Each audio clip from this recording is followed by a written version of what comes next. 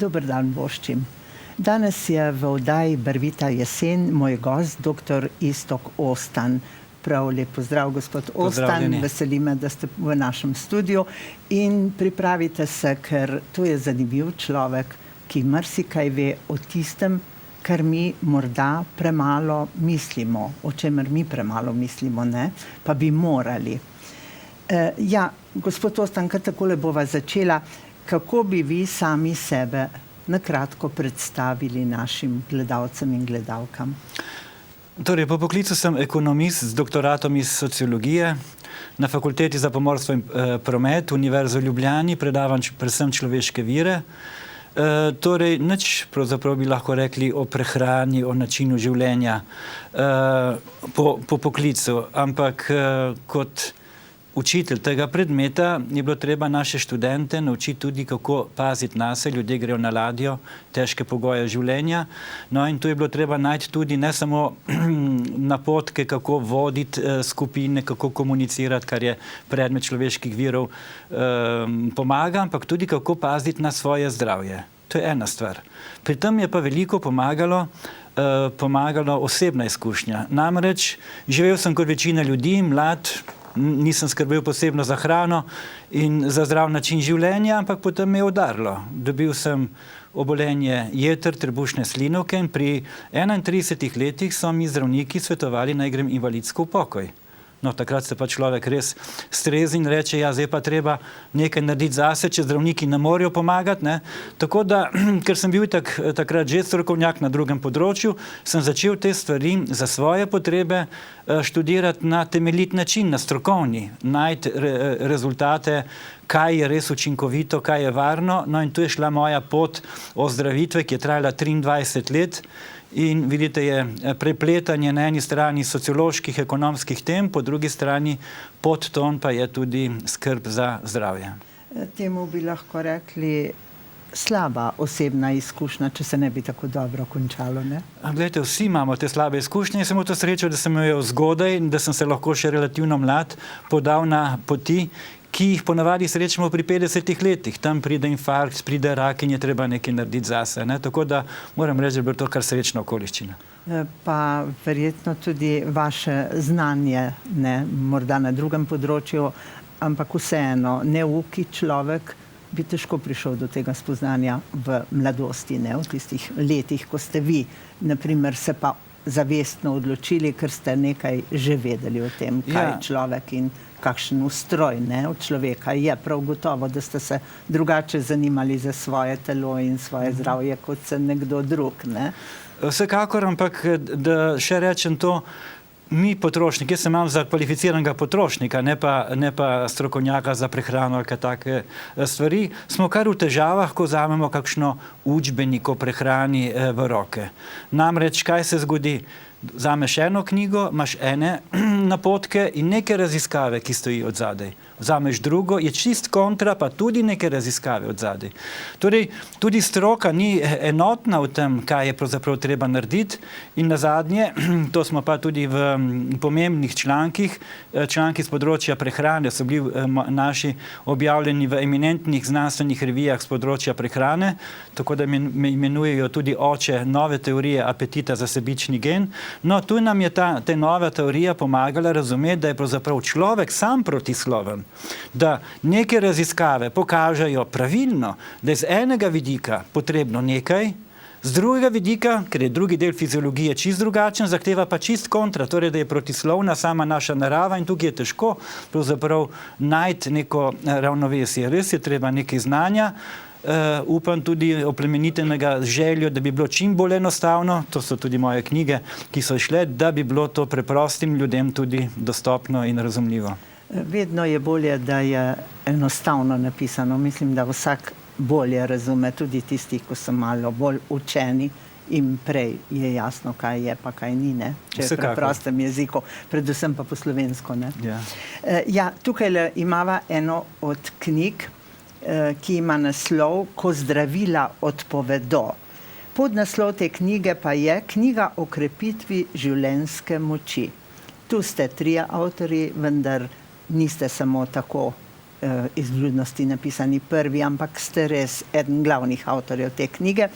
In povejte, no, kaj o tej knjigi, ko zdravila odpovedo. Ne bova rekla, da ljudje, ko zbolijo, naj ne gredo k zdravniku. Ne. Tudi morda je malo zavajajoč naslov, ko misliš, kaj naj naredim, ko grejo zdravila, ko zdravila več ne pomagajo. Ni to smisel. Moja pot je bila iskati tiste stvari, tiste krepilne stvari, ki pomagajo celo takrat, ko zdravila odpovedo, se pravi, so dovolj učinkovite in dovolj varne.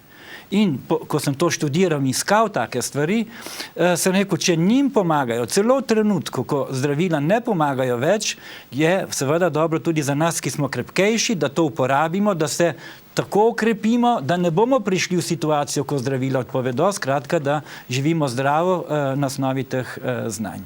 Vedno je pa tako, naj bodo zdravila taka ali drugačna, je treba misliti na prehrano v tistem času, ko jemljemo neka zdravila. Tudi to je pametno vedeti, kaj gre z nekimi zdravili, kaj pa ne gre. Seveda.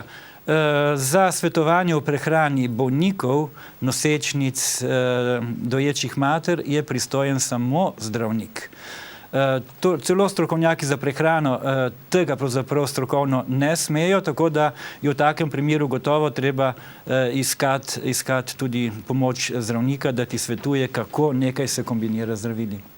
In zdravnik je tudi tisti, ki sicer predpiše zdravila, vzemimo tabletke, radi rečemo, tabletke, ampak vseeno, če vprašamo zdravnika, kako pa je z mojo prehrano v tem času, verjetno zdravniki, vsaj mlajši, zdaj že to vse vedo, kako je treba svetovati ljudem ali ne. Ja, gledajte, to je zdaj vprašanje, na katerega težko odgovorim. To je strokovno vprašanje za zdravnike, vprašanje načina šolanja zdravnikov, koliko imajo znanj o prehranjevanju. Tu pustimo strokovnjakom strokovne stvari, zdravnikom. Sami ste pa omenili, da vaši študentje pa imajo dovolj znanja, da gredo lahko na ladjo, da vedo, kaj je treba, kako se je treba prehranjevati, kako je treba to zdravje vzdrževati, vendar gredo fantje mladi, mlajši in zdravi na ladjo, saj drugače ne sme iti. In potem, ko potujejo po svetu, vse to vedo, kako pa kaj? Gledajte, mi napotke damo, moram reči, da je pa velik problem se zdravo prehranjevati, posebno, kot sem že rekel, ko si od doma v težkih pogojih.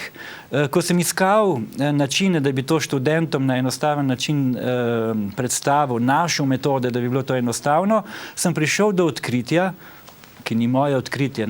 Raziskave namreč kažejo, da večina ljudi, ki se odloči za bolj zdrav način življenja in prehrane, po 2 letih, torej kar 70% ljudi, ki najdejo voljo, da spremenijo nekaj, ker večina jih ne, 70% gre na staro. Se pravi, je ta želja po nezdravem, po udobnem življenju zelo močno, jaz mislim, da je tudi prirojena in tu potem, ko smo mi iskali naše načine, kako na enostaven način, brez velike muke, narediti nekaj za sebe, smo našli metode, to metodo imenujem razbremenilni ritem dneva, je nekako povzetek te knjige. 10 let smo potem še delali, da smo preverili na več kot 200 ljudi metodo z enomesečnim poskusom. Ljudje so šli skozi to metodo, 80% jih je imela boljše rezultate in so relativno z lahkoto to napravili in po 2 letih je po tej metodi kar 60% še to uporabljalo. 1 mesec je že prineslo nam, da so dali toliko, da je prišlo v kri in da ni bilo toliko zahtevno, da so imeli boljše rezultate, kar na trajno rok. Da so ostali na tirnicah, kamor so bili usmerjeni. So vedno prazniki in tako naprej, to se ve, da življenje nas vleče sem in tja, ampak v osnovi treba najti res preproste stvari, da ostanejo v krvi. Da ne iščemo izgovorov, kako bi lahko in zakaj bi lahko malo. Ker izgovorov je dovolj, sem ravno hotela reči. Ravno v tej knjigi sem na strani 58 prebrala poglavje o vremenu in luni. In sem razmišljala, dobro, vi boste to povedali, kako je to vezano vreme, luna, to ljudje malce vemo. Predvsem pa mi je prišlo na misel, da so stari pregovori o vremenu in o luninih menah in o spremembah takrat ob luninih menah, da je to nekaj, kar je tudi tukaj. Da so že takrat ljudje nekje v davnini to metodo poznali, ne? Da so se ravnali nekaj sami, še bolj pa, da so polja in gozdove uravnavali tako oziroma obdelovali po zgledu, kaj jim je kazalo vreme in luna. Tako, eden od vplivov, ne, teh vplivov, bi rekel, vesoljskih, ne, teh nebesnih teles je več, ampak eden od vplivov je na kakovost zraka. Sonce zjutraj, ko vzide, ultraviolični žarek udari v molekulo ogljikovega dioksida in izbije en elektron in ta elektron skoči na molekulo kisika. Dobimo vitamin v zraku, temu rečemo negativni kisikov ion. In ugotovili so, gledajte, mi vemo, da dober zrak, ne, ko sem bil še mlad, kaj je dober zrak? Tam je veliko kisika, ne, in malo ogljikovega dioksida in recimo prašnih delcev in tako naprej. Ampak to ni čisto res, oziroma to je premalo natančno povedano. Ne? Namreč so naredili preizkus na živalicah, so jim dali dovolj kisika, ampak so jih vzeli to energijo, te kisikove, te elektrone dodatne, ki jih mora imeti kisik, in v 14 dneh so vse pomrle znaki zadušitve. Skratka, moramo mi obogatiti kisik z neko energijo, ne, ki jo dajo ravno ti, recimo, sonce, pa dež, na primer, pa dajoča voda, ne, in bomo še lahko kakšno o tem rekli, da lahko smo zdravi. In recimo, mi jih rabimo v enem kubičnem centimetru, rabimo 1000 takih kisikovih negativnih, teh vitaminčkov rabimo. Tukaj noter, ne samo tukaj noter, da ne bomo zdaj studija vzeli kot v predsep, ampak v vsakem zaprtem prostoru ni več kot 100 takih. Ne? In mi pravzaprav, ko smo v zaprtem prostoru, umiramo. Ne? Bi morali vse delati, kot so naši predniki, ki so bili na deželi, večino dneva bi morali biti tudi zunaj, pri odprtem oknu spati. No in gledajte, to je zdaj ta vpliv, recimo, kot smo rekli, sonce, ki naredi te negativne ione, zjutraj imamo roso. Rosa je v bistvu nek mini dež, ne? Ko je padajoča voda, slab, če vzamemo, to vse naredi negativne ione. Luna, kot ste jo omenili, naredi pa pozitivne ione, kot da bi v zaprtem zraku. Skratka, polna luna, ne, je celo, recimo, je vpliv bil pokazan, da ko je lunini žarki padali na magnetne trake, na kasete, ne, ker so bili podatki gor posneti, je to zbrisalo. Toliko je bil močan vpliv lune. Ja. No, rosa, ne, to je že tudi nekaj starega. So se gospodične umivale v rosi, da bi bile lepe, ne? Seveda, ja, pa bos hoditi po rosi jutranja hoja, to je...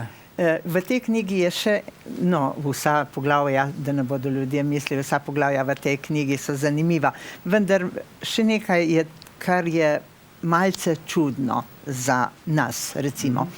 Namreč higiena debelega črevesa.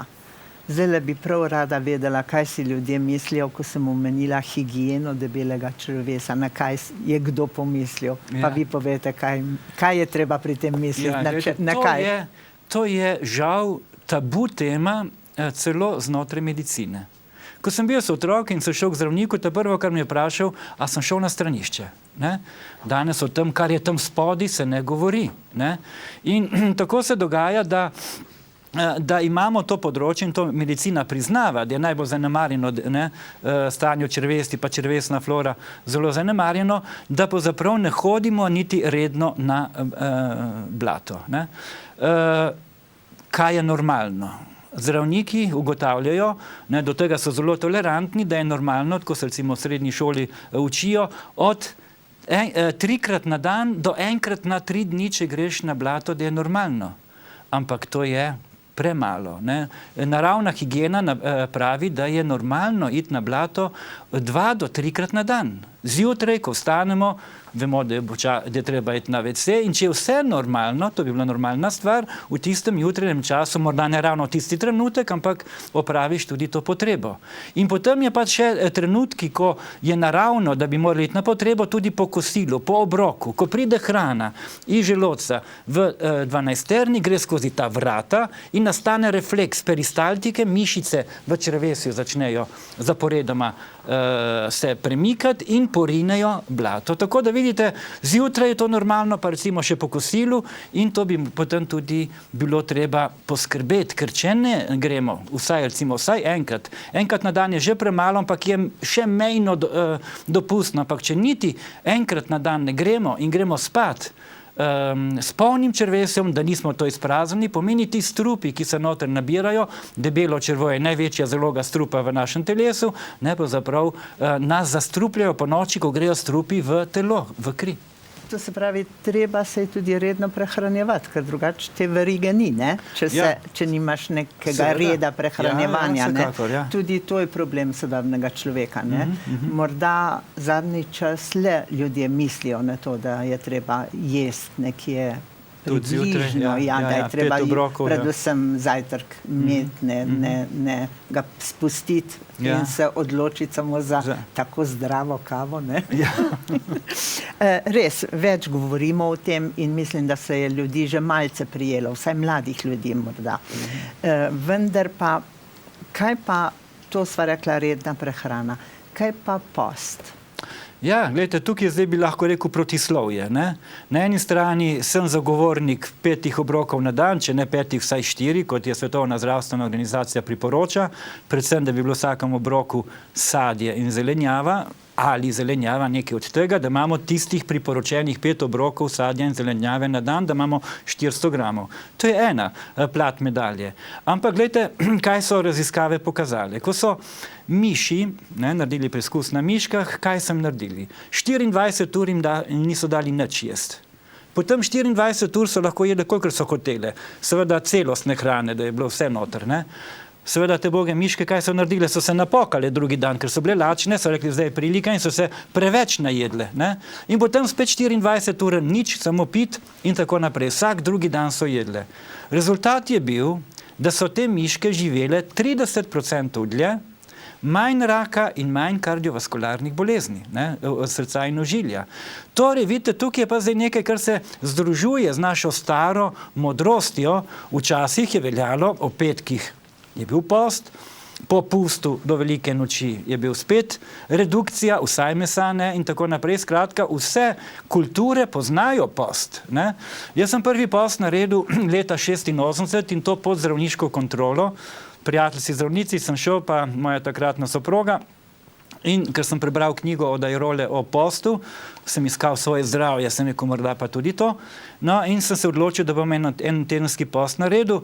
Prosil zdravnico, da bi mi vzela kri in urin, da vidim. Gledajte, jaz sem vse poskušal strokovno, ali je to larifari ali ne.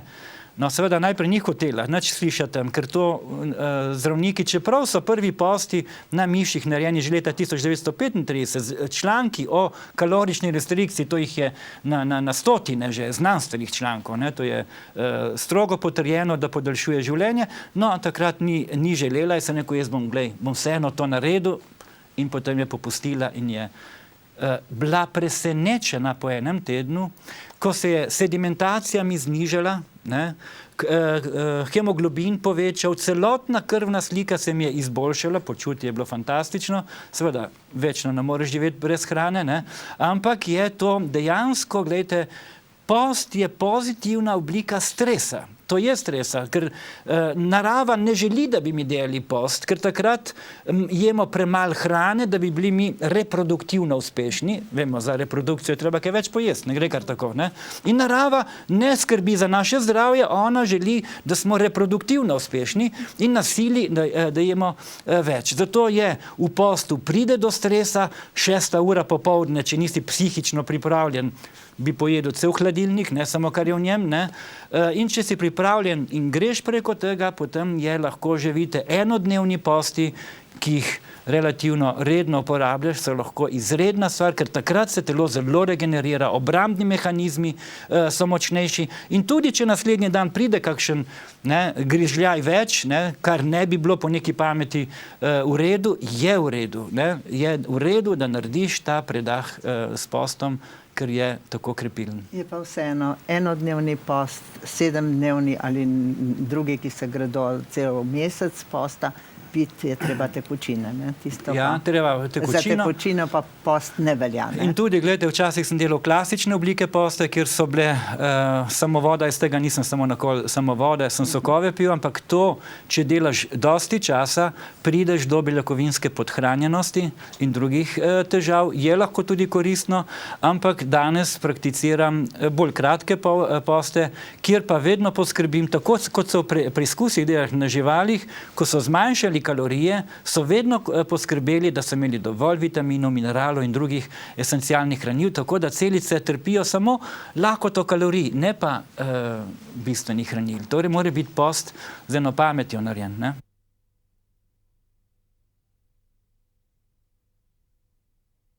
V središču Slovenije, nedaleč od priključka na avtocesto Ljubljana-Maribor, v obrtno-industrijski coni Kisovec, stoji trgovsko-poslovni center EVE Elektroprom. Podjetju z več kot 45-letno tradicijo nudimo tehnično blago in opremo za elektroinštalacije, vodovod, ogrevanje, klimatske naprave, belotehniko, akustiko, gradbeni material, talne obloge, orodje za male in velike mojstre in opremo za vrt. So opremo tudi dostavimo in zmontiramo, saj imamo izurjeno ekipo monterjev, ki izvajajo storitve elektroinštalacij, inštalacij vodovodnih in ogrevalnih sistemov ter servise klimatskih naprav in gorivcev. Novost je oddelek ekološke in domače hrane s ponudbo hrane za diabetike in hrane, ki ne vsebuje glutena. Pri nas lahko v večnamenskem prostoru organizirate tudi poslovna in druga srečanja, saj je prostor opremljen z brezžičnim internetom. Po želji pa vam postrežemo tudi s prigrizki in pijačo iz našega bara Sedmica. Obiščite našo spletno stran www.elektroprom.si ali nas pokličite na 03 56 57 150. Vabljen je poslovni center EVE Elektroprom.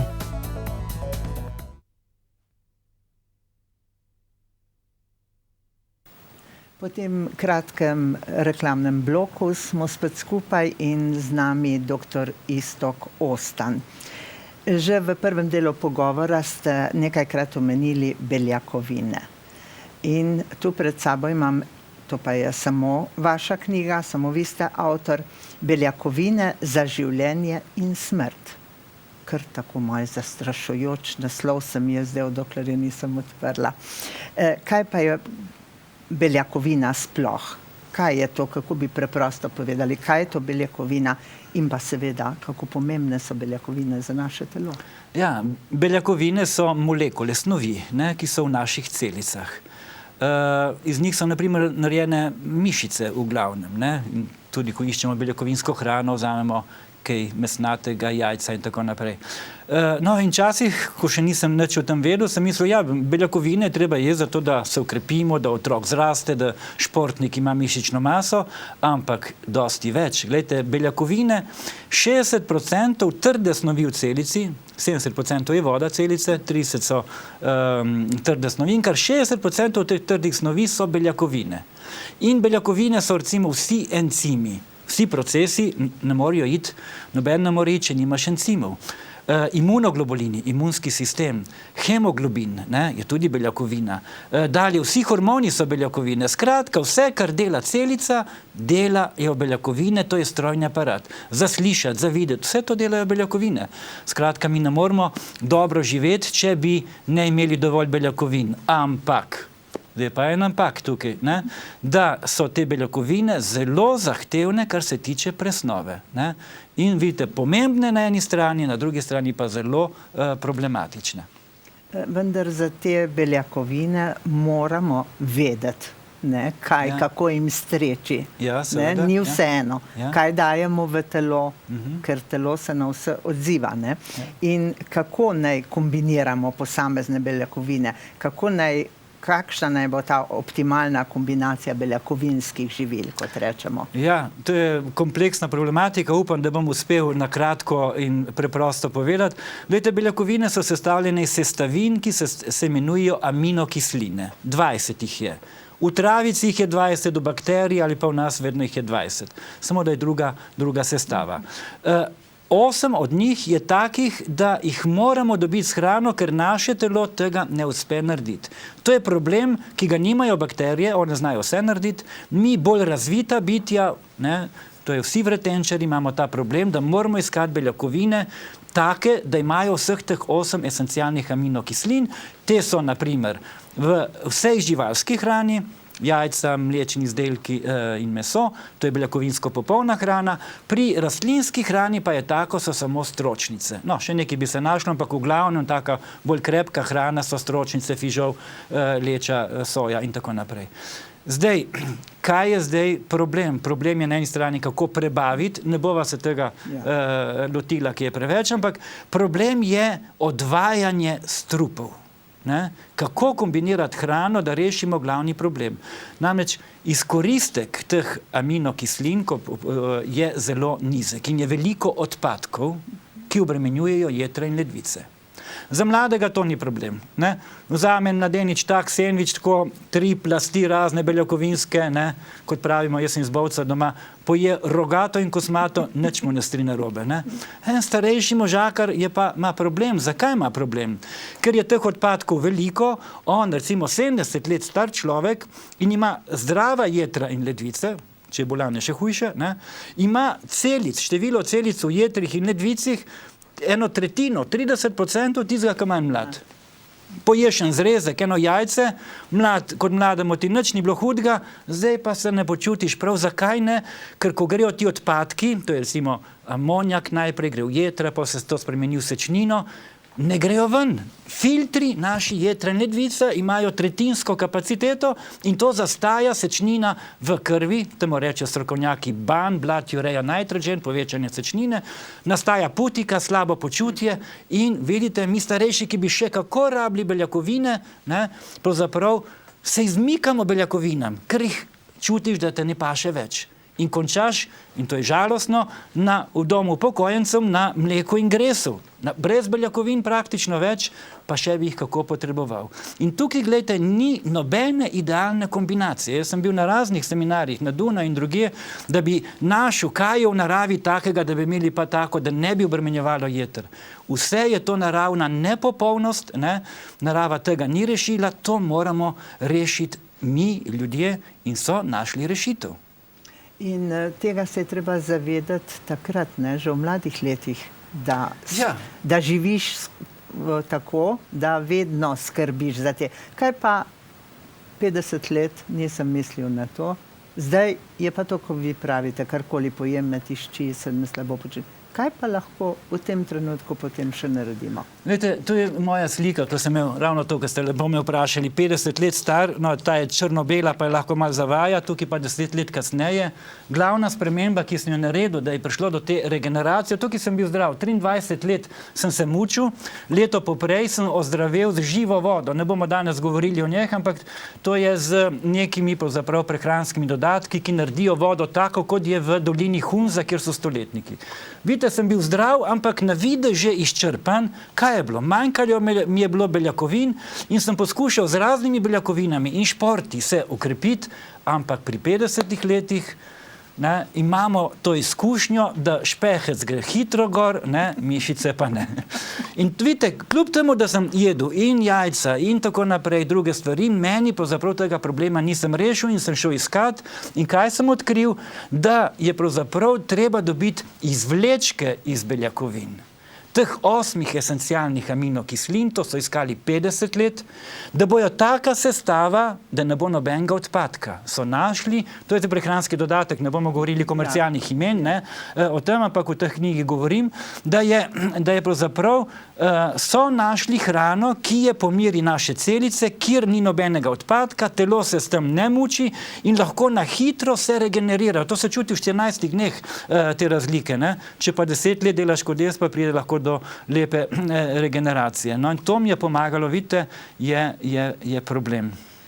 In ko ste premagali bolezen, kot ste sami rekli, in vse te težave, da bodo ljudje vedeli, niste zdaj imun za vse bolezni, ne? Ne, seveda ne. Še vedno vas lahko kaj doleti in vas tudi verjetno kak prehlad, pa to še vedno doleti. Samo zdaj znate prvič ravnati ob takih priložnostih, ne? In verjetno tudi niso napadi tako hudi kot... Ja, in gledajte, spet je to, če se zavedamo, da naša narava ni popolna, da nismo popolnoma prilagojeni na okolje, kar pomeni, na nobeno hrano nismo. Potem je treba najti tudi rešitve, ki so malo nekonvencionalne. Jaz sem vam rekel, ko sem išel iskati žive vode za svoje zdravje, jaz sem začel s sokovi, surovo prehrano, svežimi sokovi, sok pšenični bilk, navdušen nad njem, ker sem videl, kaj ljudem pomaga. To sem pomagal 2 leti zastojen ljudem, ko sem s sosedom in ostalim to nosil, ampak jaz sem stal bolan.